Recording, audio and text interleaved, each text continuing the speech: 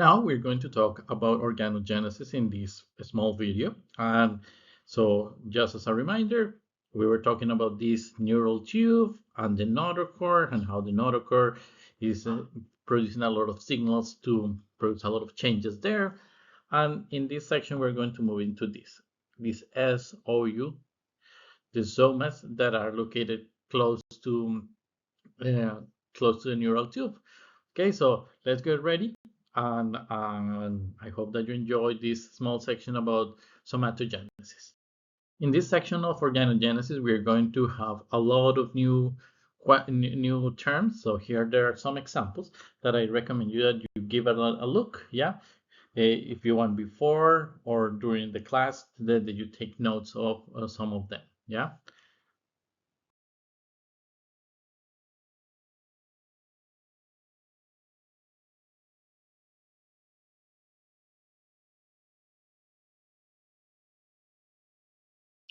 So the first thing that we're going to do in this class, we're going to do a small review about the terminology on gastrulation and urolation.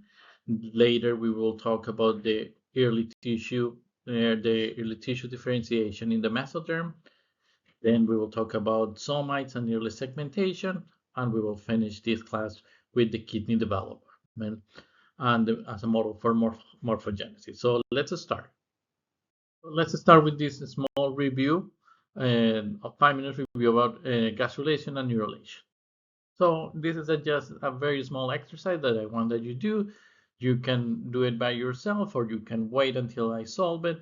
You can stop the video. The idea is that we talk about this terminology in the last class, and I know it was a lot. So I want that you try to identify each one of the sections.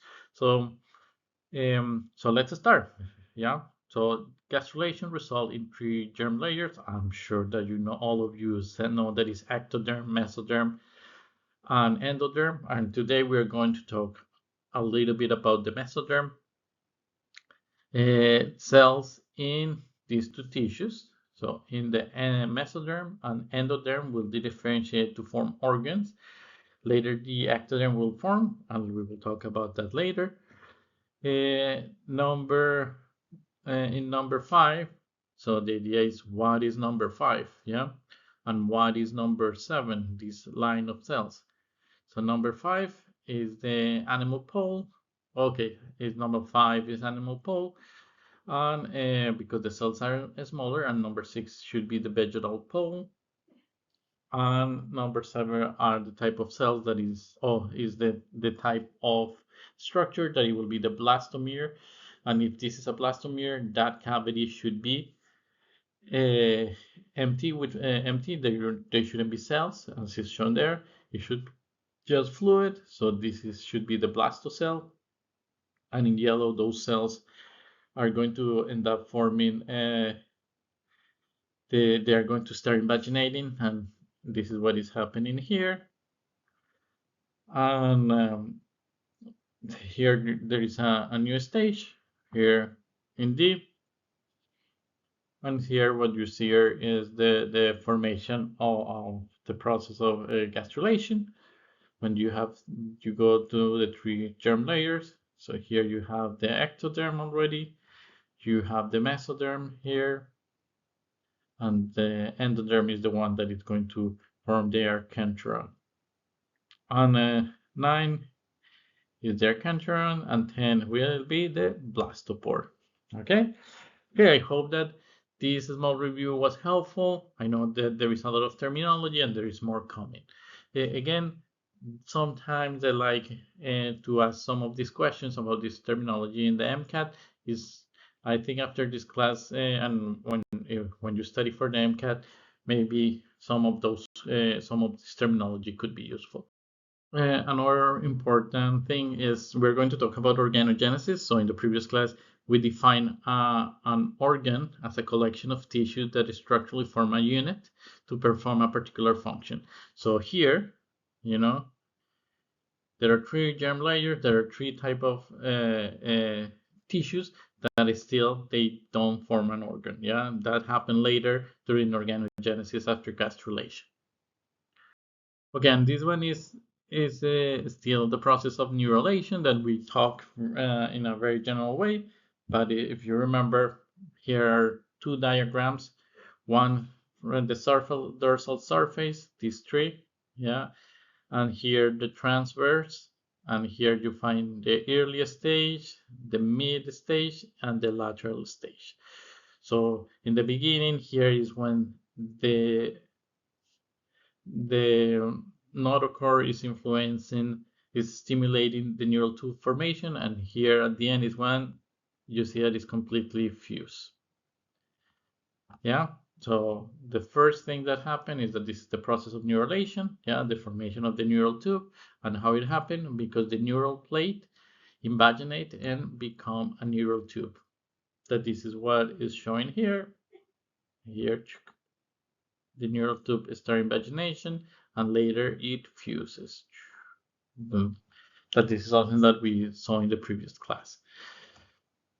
Here is the neural plate that, as you see, is not fused yet. This is the neural fold that it starts folding, and then the neural fold is going to end up fusing. And this is the blastopore.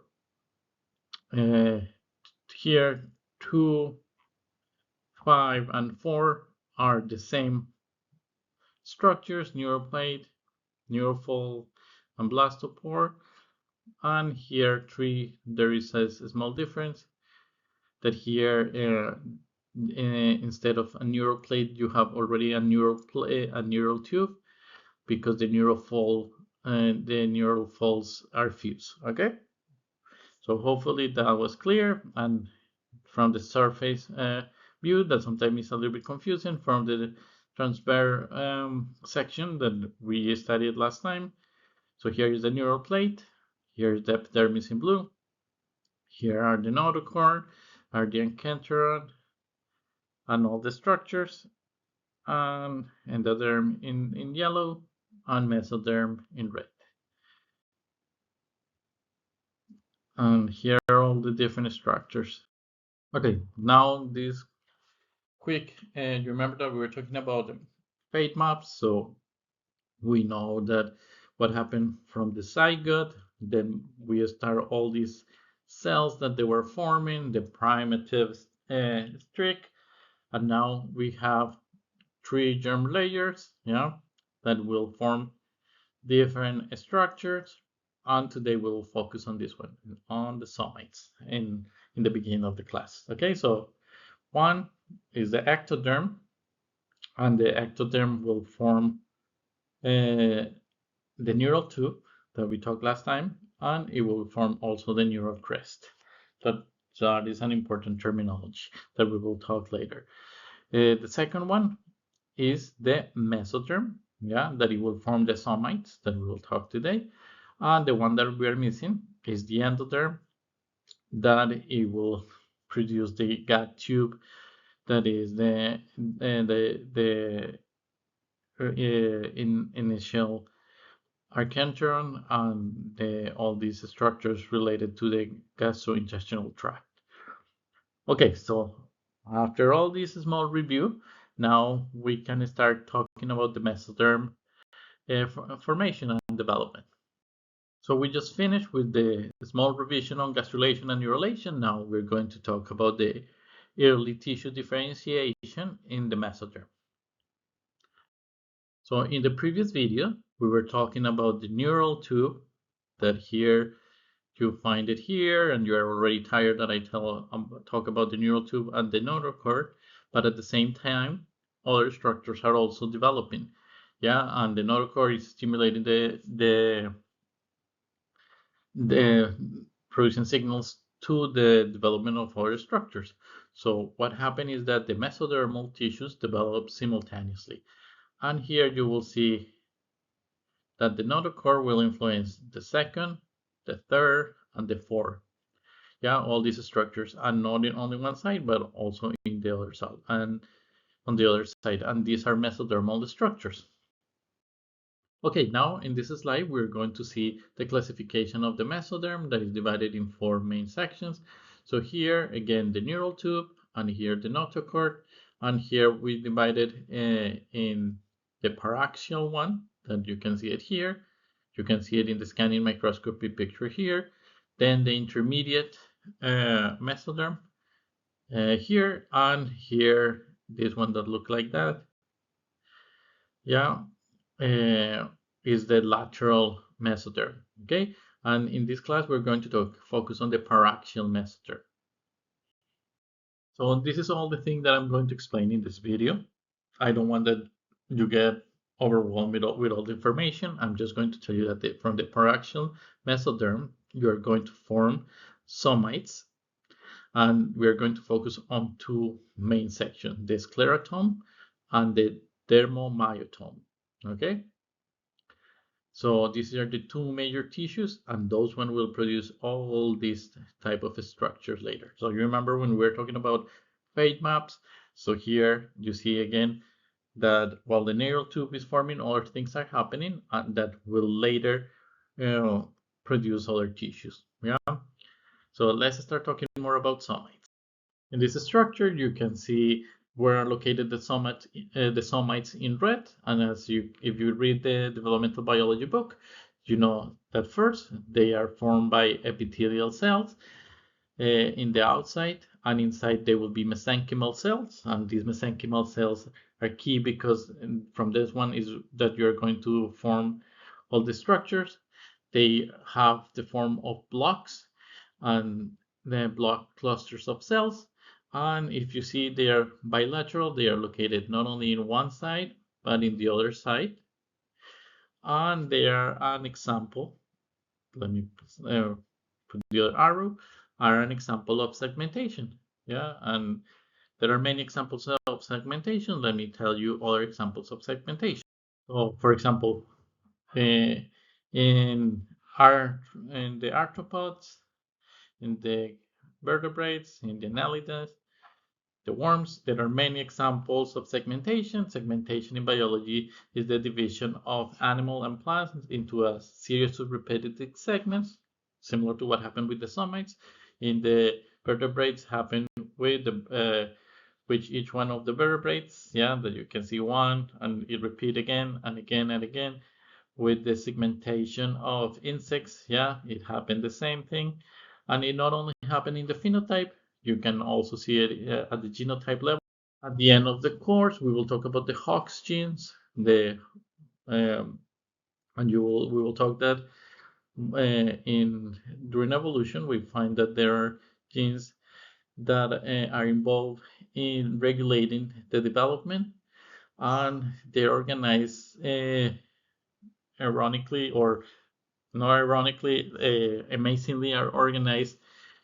So the first one that appears is the one that is expressed in the head, yeah, and the last one that is organized is the one that will be in the region of the tail, yeah, and they are highly conserved between the species. Of course, in Drosophila they will be less than in humans, but you can see some organization, and this is another example of segmentation, but this segmentation is at, um, at the genetic level that you find all these things. Okay, let's close this parenthesis and go back into somites. Let's talk about the formation of the somites. So in this diagram, they show you clearly what is happening. So here you have a lot of mesenchymal cells, and here you see that the epithelial cells start getting around it. And here, the next step is that they are forming a sac. So the shape of the somites is like a ball, and they are covered by epithelial cells that inside have mesenchymi, and they will be identical in size. So here you see the next step that they form the entire ball, yeah, and this one later will form the entire ball, and here you can see a staining, yeah, that allow you to see how they are forming, and you can see that this one it already formed like a ball, and this one is almost finishing, and this one is only starting. So this is how the somites start, by the epithelials getting around the mesenchymal cells. And as the later we might watch a video that talk about the periodicity, the clock. the oscillating genetic signals involving notch, wind, FGA pathway that dictate the precise timing when the segments are created. But right now, just general picture of what is happening here. So let's start forgetting a little bit about the dermomyotome, and let's start focusing in the sclerotome that is going to form the vertebrate ribs, the endotome, yeah, and the vertebrae and joints. So the sclerotome in the vertebrate embryo give rise to bone and or skeletal tissue. So here you can see again our friend the notochord, and here you see the sclerotome around it, and you can see that after development you see the vertebra here, yeah. So and it also formed the ribs. So let me show you how it formed. So you can see that in red here, this red region is color coded to show you the ribs, and in yellow it will be the vertebrae, that it will be here. Of course, this is more complicated. This is an initial video that just want to show you the somites have like this amazing signaling that look like a molecular clock, yeah, that repeat and repeat, forming those this repetition at the segmentation. But right now we don't. There's no need to talk about a lot of signals. I just want that you get the big picture of this. Okay, so we just talked about the vertebrates and the ribs. Now I want that you observe the endotome, that are the endothelial cells at the dorsal aorta. So here you see, if you see here, this tissue in red, and in red close to the somite, those one are going to form the dorsal aorta. And what they are going to do is that they will develop, these two blue regions are going to fuse, and the red ones too. So let me show you this in the next.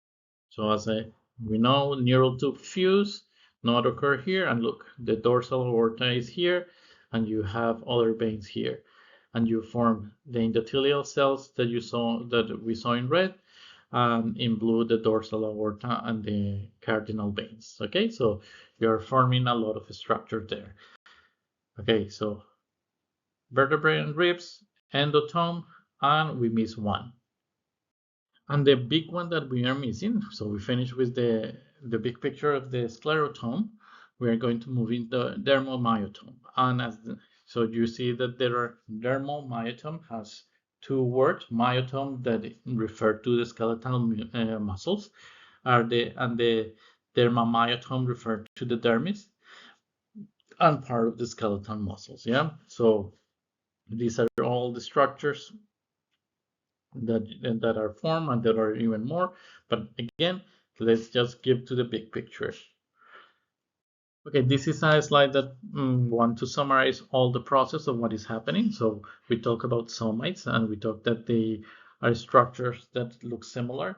That in this slide we study the development of them, yeah, and that the somites are surrounding our friend the neural tube and the notochord, and they start the epithelial cells start getting close to the somites, and the inside of the somites you will find mesenchymal cells that later will develop into two main tissues that are the sclerotome and the dermomyotome.